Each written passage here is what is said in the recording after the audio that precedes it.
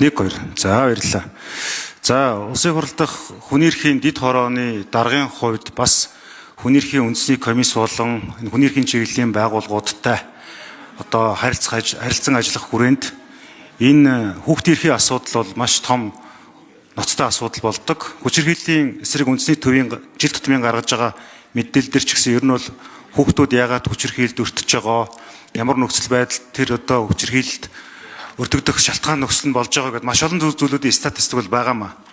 Тэгэхээр нэг зүйл байна. Өнгөрсөн 2025 онд Дархан Сэлэнг Төв аймгийн 1-12 дугаар ангийн 72334 хүүхдэд их хурлын гишүүн Цэвэг Дөржийн Туваан Далайн Батбаяр бидний зүгээс бас загтал хүүхэд болгонд бичиж тулгамдж байгаа асуудлуудын талаар бас мэдээлэл авсан. 5000 гаруй захиа ирсэн. За урьдчилан 2024 онд бас 69369 загтлыг энэ 3 аймгийн 1-12 дугаар ангийн сурагч нарт явуулсан. За эндээс ер нь бол нийтлэг түгээмэл асуудал ялангуяа орон нутаг тохиолдлын асуудал бол сургуулийн орчны аюулгүй байдлын асуудал бол зөнхлөх 1-р хуулиар байдаг. За одоо зам хөндлөн гарах ч гэдэг юм уу. Ялангуяа одоо манай Сэлэнг аймгийн Баянгол, Дархуул аймгийн Хонгор, Төв аймгийн Баян Чандман, Эрдэнэ, Баян Дийлгэр, Баян гэд одоо яг өндөр одоо хурдны зам тууш дамжин өнгөрж байгаа газрууд за сургуулийн хүүхдүүд зайлшгүй гарцаар гарах болдог. Үзэгдэх орчин хязгаарлагдмал нөхцөл гэдэг ч юм аюулгүй байдлын асуудлууд бол номер 1 асуудал байдаг.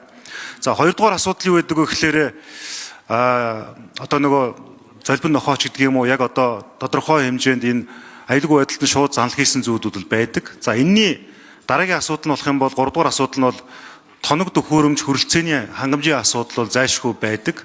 Ингээд манай тойрогт хийсэн судалгаагаар 4-р асуудал нь бол яг энэ одоо хүүхд хоорондын асуудлууд бол орж ирдэг. Тэр тусмаа өсвөр насны эрэгтэй хүүхдүүдийн дундах амиан одоо эгүүтэх асуудал бас аимшигтай төвшөнд ингээ хүрчихсэн байж байгаа. Тэгэхээр ер нь бол яг аливаа зүйлийг тодорхойлохоор тухайн мөн чанарын бусад зүйлийг нь бас одоо анзаарахгүй өнгөрчих гээд байдаг учраас яг энэ сургуулийн орчны хүүхдийн эрхийн асуудал ихээс илүүтэйгээр эн чинь ингээ цогцлбор байдлаараа цахим орчинд буюу сошиал орчинд нөгөө одоо ялгуурлан гадуурхалт гэж байна. Яг сургуулийн орчинд гэж агшаах нь хэр зөв байдаг юм бэ? Хүүхдийн эрхийг хамгаалсан хууль одоо байгаа зохицуултын хүрээнд энэ асуудлыг сайжруулж боловсронгуй болгох зүйл байгаагүй юу? Зайлшгүй энэ тодтолтой хууль орж ирэх нь бусад зүйлүүдийнх нь ач холбогдлыг бууруулчих нөхцөл байдал байхгүй юу гэдэг асуулт. За дараагийн нэг зүйл нь юу юм бэ гэхээр олон улсын одоо FOSS буюу Forum of Small States байгууллагаас гаргасан судалгаагаар 10 саяас доош хүн амтай улс орнуудын хөгжлийн нэгдүгээр одоо гол зүйл бол боловсролын системд хөрөнгө оруулалт, боловсролын үр өгөөж. Хүний эрхийн үндэсний комиссаас гаргасан судалгаагаар ээж аавынх нь орлого хаана амьдарч байгаагаас хамаарч хүүхдүүдийн боловсролын гарааны тэгш байдал алдагдаад байгаамаа. Тэр энэ хүний эрхийн асуудал бол суур асуудал учраас үүнийг одоо ялгуурлан гадуурх хахтай тэр одоо гарааны өөр нөхцлөөс эхлэхээс илүүтэйгээр Монгол улсын хаанч байсан сурагч хүн хүүхэд хүн эрхээ хамгаалуулдаг тэр нь виртуал орчинд байна уу бодит орчинд байна уу хамгаалуулдаг ийм иж бүрэн тогтолцоо хэрэгтэй байгаад байгаа. Ажлын хэсгээс асуухад за энэ тэгвэл одоо ингээд орчныг сайжруулахын тулд хэдэн хууль араас нь гарч иж энэ цогцоороо хангагдах юм бэ? Бид нар ингээд нэг асуудлыг олон ангилдаг, хүчирхийл гэж ангилдаг, одоо бүлэдэлт буюу ингээд маш олон төрлөөр ангилчдаг.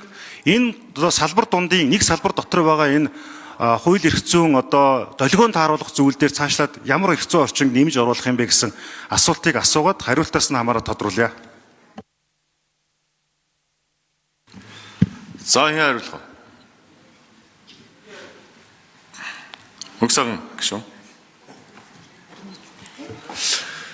За гişүний асуултанд хариулъя. Ер нь хүүхдийн эрхийн талаар нэлээд хэд хэдэн хууль эрх зүйн орчны зохицуулт байгаа л да.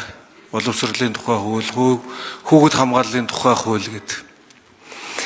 Бид нэр өнгөрсөн хугацаанд энэ хуулиудыг дагаж мөрдөж ирсэн. Тэгсэн боловч хүүхэд залуучууд сурж боловсрох эрдэм мэдлэг олохоор зорж очиж байгаа сургуулийн орчинд эрүүл мэнд амь насаараа охирох тохиолдол өдөр ирэх тусам нэмэгдсээр байна. Тэгэхээр энэ хууль үнэхээр шаардлагатай мөн энэ хэрэгцээ шаардлагын судалгаануудыг хийсэн. Энэ хууль бол үнэхээр хэрэгтэй байна гэдгийг тогтоогдсон. За нөгөө талаасаа бид нар олон улсын хуулиудыг хууль эрх зүйн орчнуудыг судалсан.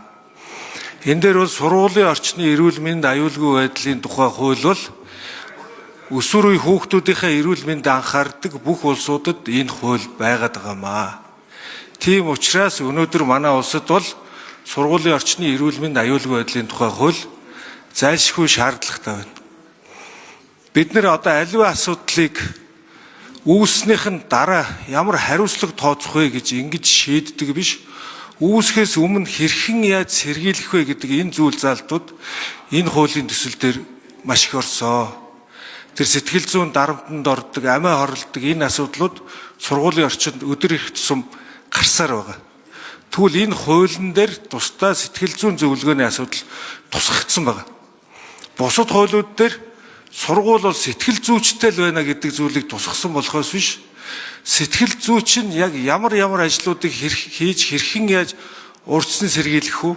Яаж энэ үе тэнгийн дээрлэхэлтийг үүсэхгүй байх вэ гэдэг тал дээр авах арга хэмжээнүүдийг тодорхой тусгаагүй. Тийм учраас энэ хуулийн дээр маш тодорхой зүйл заалтуудыг тусгаж хүүхдүүд сургуулийнхаа орчинд очиж аймнаас эрүүл мэндээр охирддоггүй, осол гэмтэлд өртдөггүй, үе тэнгийн дээрлэхэлд өртдөггүй байх энэ боломжийг бүрдүүлэх зорилгоор энэ хуулийг одоо санаачилж өргөмөрсөн байгаа. За баярлалаа.